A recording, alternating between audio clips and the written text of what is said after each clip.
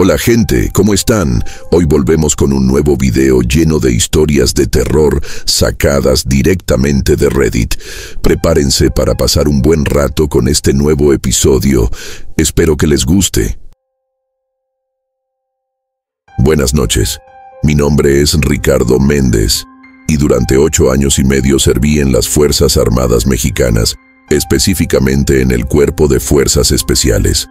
Muchos me conocieron por mi apodo, Ranger, no por pretensión, sino porque solía ser asignado frecuentemente a operaciones de reconocimiento en zonas remotas. Lo que les contaré hoy ocurrió durante mi servicio como custodio en el campo militar Neo 1, una de las instalaciones más antiguas y con mayor historia dentro de nuestro ejército. No es fácil hablar de esto, pues aún hoy, años después, los recuerdos me provocan escalofríos. Pero creo que es importante compartirlo, porque lo que viví en esas torres abandonadas fue muy aterrador. Fue en el año 2013 cuando me asignaron por primera vez a labores de custodia en la prisión militar del campo militar Neo 1. Desde el principio, el lugar transmitía una pesadez difícil de describir. Las instalaciones principales estaban relativamente modernizadas, pero en los extremos del complejo se alzaban 6 torres de vigilancia, de las cuales las torres 4 y 5 eran particularmente temidas. Al recibir mi asignación, un sargento veterano, un hombre de rostro curtido por incontables guardias, me tomó aparte. Méndez, te tocó la torre 5. No es por asustarte, pero hay cosas que debes saber. Esas torres tienen más de 50 años. En los 80s no eran solo para vigilancia. Ahí interrogaban a los problemáticos. Muchos no salieron caminando. Sus palabras no eran un simple rumor. El mismo coronel a cargo mencionó de pasada que las torres 4 y 5 tenían historial y que por eso solo se asignaban a soldados con cierta experiencia. Yo, con apenas 2 años en el servicio, no calificaba, pero las bajas por enfermedad habían dejado pocas opciones. La Torre 5 era una estructura cilíndrica de concreto, con escaleras metálicas internas en forma de caracol. No tenía instalación eléctrica. Nuestras únicas fuentes de luz eran las linternas táctiles y, en ocasiones, velas que llevábamos clandestinamente. La puerta de entrada, de metal macizo, siempre crujía con un sonido que parecía un quejido humano. Lo más inquietante era el cuarto subterráneo adyacente. Una construcción baja, semienterrada, con ventanas tapiadas y una puerta que siempre parecía entreabierta, sin importar cuántas veces la cerráramos. Los manuales no mencionaban su propósito, pero los relatos orales eran consistentes. Había sido usado como celda de castigo en los años 70, y más de un soldado había desaparecido tras ser enviado ahí. Primeras señales. Mi tercera noche en la torre comenzó como cualquier otra. El protocolo exigía reportes verbales cada 15 minutos para evitar que los vigilantes nos durmiéramos. A las 23:47 horas, mientras realizaba mi rutinario, hice mi reporte verbal y dije: «Alerta, Torre 5, situación normal». Y fue entonces, cabal cuando termine de hacer mi reporte, que escuché unos leves pasos. No eran los crujidos ocasionales del metal, eran pisadas claras, rápidas que subían por la escalera. Agarré mi fusil y apunté hacia la escalera, iluminando con la linterna, y no vi nada. «¿Quién anda ahí?», grité, siguiendo el protocolo. Minutos después, el radio habló. «Torre 5 reporta movimiento en tu sector». «Negativo, solo viento», respondí, aunque no había ni una brisa esa noche, 10 días después. Eran las 02:30 de la madrugada y acababa de realizar mi reporte. De pronto, un golpe seco retumbó en la puerta. No era el arañazo de un animal, sino el impacto nítido de un puño humano. Al abrir, no pude ver nada, pero al girar, vi algo que me paralizó. En la pared exterior de la torre, proyectada por la luz de la luna, se podía observar la silueta de un hombre. No estaba allí físicamente, pero su sombra permaneció visible por casi 30 segundos, como si alguien estuviera parado en el aire. Esa misma madrugada, mientras relevaban mi turno, descubrimos algo que nadie pudo explicar.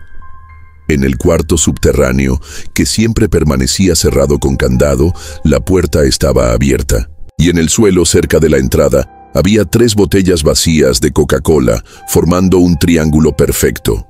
El sargento de turno las recogió sin comentarios, pero su expresión lo decía todo. Esto no era nuevo. 2 semanas después del incidente de las botellas, el clima en el campo militar se volvió extrañamente frío para ser agosto. Una niebla espesa comenzó a rodear las torres 4 y 5 después del anochecer. El 22 de agosto, durante mi guardia nocturna, recuerdo que eran las 03:17 de la madrugada, cuando escuché un sonido que no provenía de la escalera, sino del exterior. Me asomé por la ventana de vigilancia y vi una figura humana de pie junto al cuarto subterráneo. No era una sombra difusa, sino un hombre con uniforme militar antiguo, el modelo usado en los años 70, de pie, mirando fijamente hacia la torre. Lo más perturbador era su postura, inclinado hacia adelante, como si cargara algo invisible en la espalda. Actué por instinto y... ¡Alto! ¡Identifíquese!, grité, encendiendo la luz táctica hacia él. La figura no se inmutó. En ese momento, mi radio cobró vida con interferencia. Entre el estático, distinguí una voz que susurraba: «No, están todos». Acto seguido, la figura se lanzó a correr, pero no huía, más bien estaba corriendo hacia mí. O más exactamente, rodeó la torre en segundos, como si se moviera a velocidad antinatural. Escuché sus pasos crujir las hojas secas, aunque no había viento, y luego, el sonido de la puerta del sótano abriéndose de golpe. Cuando llegué abajo con mi arma preparada, solo encontré 3 cosas imposibles. La puerta del sótano, que siempre requería llave, estaba abierta de par en par. Huellas de botas militares marcadas en el polvo del umbral, como si alguien hubiera entrado corriendo. Y también un olor a quemado que impregnaba el aire, aunque no había fuente de fuego alguna. A la mañana siguiente, reporté el incidente. Para mi sorpresa, ni el sargento ni el capitán a cargo parecieron sorprendidos. Solo anotaron algo en un cuaderno y me ordenaron no discutirlo con otros soldados. Pero esa misma tarde, el coronel Lozano, un veterano cercano al retiro, me llamó a su oficina. «Méndez», dijo, cerrando la puerta con llave, «lo que vio anoche no fue el primero, ni será el último. Esas torres se construyeron sobre lo que quedó del antiguo campo de castigo de los años 60. Encendió su computadora y me mostró algo que nunca estuvo en los registros oficiales. Fotos en blanco y negro de soldados siendo arrastrados hacia el sótano, con uniformes de esa época. Esto era un secreto. Los que desaparecían en entrenamientos no siempre era por deserción, me dijo. Algunos fueron encerrados ahí por semanas, y los que sobrevivieron juraron escuchar voces en las paredes. Lo más escalofriante fue su siguiente frase: «Las botellas de Coca-Cola que encontraste eran lo único que les daban de beber. En mi última guardia, mientras empacaba mis cosas, alguien golpeó 3 veces la puerta de la torre. No era el sonido de un puño, sino de alguien arrastrando los nudillos lentamente. Al abrir, encontré un objeto que no estaba ahí antes, un casquillo de bala oxidado. Cuando lo recogí, el radio encendió solo, y por unos segundos se escuchó claramente una voz que susurró: «Gracias por ver». Años después, supe que las torres 4 y 5 fueron demolidas en 2018. Los reportes oficiales citaron fallas estructurales, pero un amigo que trabajó en la demolición me contó lo siguiente: «Encontramos huesos emparedados en los cimientos. Hoy, solo queda un terreno vacío donde alguna vez estuvieron esas torres, pero los que estuvimos ahí, sabemos que algunas cosas no se van. Bueno, ahora quiero contarles otra de mis anécdotas que me ha marcado y estoy seguro que los aterrorizará. En 2014, durante la crisis de seguridad en Michoacán, mi unidad fue enviada de urgencia a reforzar un destacamento abandonado cerca de Peribán. El lugar servía como base temporal para operaciones contra grupos armados. No era un sitio moderno. Era una construcción de los 70 con paredes descascaradas y techos con goteras. Al segundo día de llegar, mientras inspeccionábamos el área de descanso, notamos algo peculiar en un rincón. Vimos un pequeño altar improvisado con una fotografía de un soldado joven de unos 22 años, con uniforme de gala. Era evidente que era una foto oficial del ejército. Y otra fotografía con el mismo soldado en su ataúd durante un funeral militar, con la bandera nacional cubriendo el féretro, y raramente 2 cigarros delicados, sin fumar, colocados perfectamente paralelos, y por último, un vaso de vidrio lleno de tequila. El sargento Guevara, un veterano con 15 años de servicio, nos explicó: cada pelotón que pasa por aquí le deja algo al cabo Ríos. Dicen que si no lo haces, te jode la guardia. No es oficial, pero nadie lo toca. En la primera noche, 3 soldados reportaron haber escuchado pasos de botas cerca del altar alrededor de las 03:00 horas. Al revisar encontraron que el vaso de tequila estaba medio vacío. En la tercera noche, el chino, soldado de 19 años, el más nuevo, despertó gritando porque sintió que alguien le agarraba el pie. Su litera era la más cercana al altar. En la quinta noche, el chino estaba de guardia en la entrada del destacamento. Según su relato, me empecé a dormir, hasta que sentí un jalón en el pelo. Cuando abrí los ojos nadie estaba, pero el radio se había caído del soporte. Fue entonces cuando, por su propia cuenta, decidió hacer el trato. Y entonces me dijo. Me acerqué al altar y dije en voz baja: Cabo Ríos, si me ayudas a no quedarme dormido, te dejo un cigarro. Al rato, escuché como si alguien tosiera cerca, y ya no me dio sueño. Al día siguiente, cumplió su palabra y añadió un tercer cigarro al altar.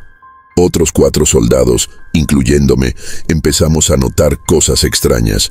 Las fotos del altar se veían más desgastadas cada mañana, como si alguien las hubiera tocado. También los cigarros nunca se secaban, a pesar de la humedad del lugar. Varios reportamos olores repentinos a tabaco fresco en medio de la noche.